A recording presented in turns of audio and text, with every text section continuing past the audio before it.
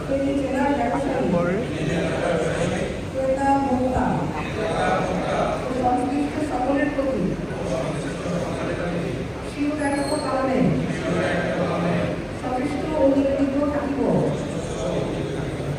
এবং আমার উপর অর্পিত দায়িত্ব বিশ্বস্ততার সাথে পালন করিব।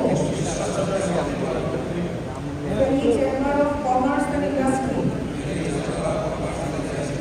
এর গঠনতন্ত্র ও প্রচলিত বিধিবিধান অনুসরণ করিব ও মানিয়া চলিব।